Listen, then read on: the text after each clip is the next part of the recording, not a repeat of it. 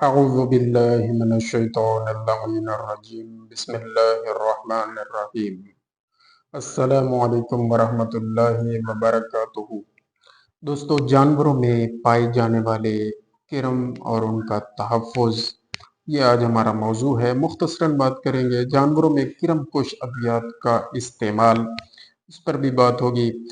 تو یہ جو طفیلی کرم ہوتے ہیں جنہیں پیراسائٹ کا نام دیا جاتا ہے، یہ جانوروں کی اس نو کو یہ نام دیا گیا ہے جو اس کائنات میں اپنی پوری زندگی یا اس کا کچھ حصہ آزادانہ طور پر نہیں گزار سکتے، بلکہ دوسرے جانوروں کے محتاج ہوتے ہیں اور انہی سے خوراک حاصل کرتے ہیں۔ یہ کرم جانوروں کے اوپر بھی ہو سکتے ہیں یا ان کے اندر اعضاء کے اندر یہ اپنی زندگی گزارتے ہیں، لہٰذا ان کو اندرونی یا بیرونی کرم کا نام دیا جاتا ہے۔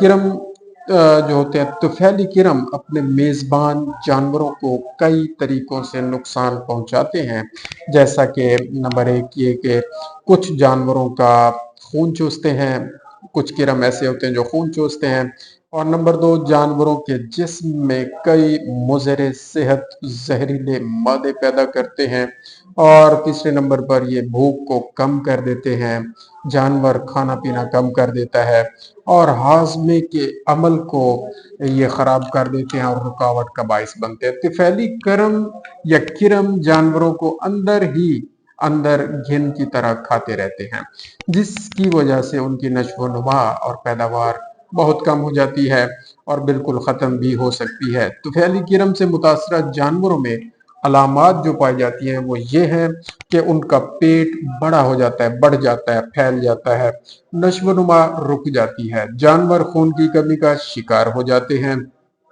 اور دن بدن کمزور ہوتے چلے جاتے ہیں، اور جانور اکثر پھر مٹی کھانا شروع کر دیتا ہے اور دیواروں کو چاٹنا شروع کر دیتا ہے۔ انتڑیوں میں کرموں کی کثیر تعداد کی موجودگی کی وجہ سے ایک گولا سا بن جاتا ہے اور آنت پھر بند بھی ہو سکتی ہے جانور کے کرموں کی وجہ سے، اور پھر آخر میں کیا ہوتا ہے، جب آنت ہی بند ہو جائے گی تو پھر جانور مر جائے گا۔ اس کے علاوہ جانور کو بدبودار دست بھی لگ جاتے ہیں، جبڑوں اور پیٹ کے نیچے رطوبت بھی جمع ہونا شروع ہو جاتی ہے۔ یہاں پر خاص طور پر یہ جو فشیولا ہیپیٹیکا ایک کرم ہے جس کی وجہ سے لیور فلوک جگر کے کرموں کی بیماری ہو جاتی ہے، اس میں یہ کنڈیشن زیادہ ہوتی ہے۔ جبڑوں کے نیچے اور پیٹ کے نیچے جو ہے نا رطوبت جمع ہونا شروع ہو جاتی ہے۔ طفیلی کرموں یا پیراسائٹس کی تشخیص نزدیکی لیبارٹری سے جانوروں کے گوبر یا مینگنیوں کے معائنے سے کروائی جا سکتی ہے۔ جانوروں کو عام طور پر کرنا یہ چاہیے کہ ہر 3 مہینے کے بعد وسیع الاثر ادویات، کرم کش ادویات کا استعمال کروانا چاہیے، اور جب پہلی مرتبہ کرم کش دوائی کسی بھی جانور پر استعمال کی جائے تو 15 دن کے بعد دوبارہ استعمال کروانی چاہیے، اور اس طرح بہترین نتائج حاصل ہوتے ہیں، اور پھر ہر 3 مہینے کے بعد استعمال کرواتے رہیں۔ اور جانوروں کے گوبر یا مینگنیوں کا باقاعدگی سے معائنہ میں نے پہلے بتایا، یہ کرواتے رہنا چاہیے۔ غیر متوازن خوراک جانوروں کو نہیں دینی چاہیے۔ جو غیر متوازن خوراک کھاتے ہیں وہاں ان جانوروں میں دوسری بیماریوں کے ساتھ ساتھ پیراسائٹس کا حملہ بھی زیادہ ہو جاتا ہے، کرموں کا حملہ بھی زیادہ ہونے کے چانسز ہوتے ہیں۔ جانوروں کو صاف ستھری جگہ پر رکھنا چاہیے، ہوادار اور کشادہ رہائش گاہوں میں رکھنا چاہیے جہاں سورج کی روشنی پہنچتی ہو، اور پانی اور چارہ کھلانے والی جو کھرلیاں ہوتی ہیں وہ پختہ ہونی چاہیے، سطح زمین سے اونچی ہونی چاہیے۔ تو گوبر کا باقاعدگی سے معائنہ کرواتے رہیں جانوروں کا، اور جانوروں کی خوراک اور پانی میں گوبر لید وغیرہ مکس نہ ہونے دیں تاکہ یہ مسئلہ نہ ہو۔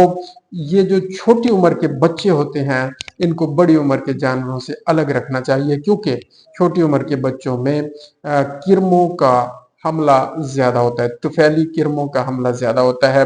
इसके अलावा ये होना चाहिए कि चरागाहों में जो घोंघों की तल्फी के लिए 2% नीले थोते का महलूल छिड़काव करें, यानी कि आधा चाय का चम्मच नीला थोथा और 1 लीटर पानी में मिक्स करके एक महलूल तैयार कर दें और वो छिड़काव कर दें चरागाहों के ऊपर। लेकिन एहतियात ये करनी है कि जब तक बारिश ना हो जाए उस वक्त तक जानवर उन चरागाहों में नहीं चराए जाने चाहिए, वरना नुकसान हो सकता है। जानवरों में बाकायदा कीड़म कुश अद्वियात का इस्तेमाल किरमों के तदारुक का बेहतरीन तरीका है। जज़ाकल्लाहु खैरा।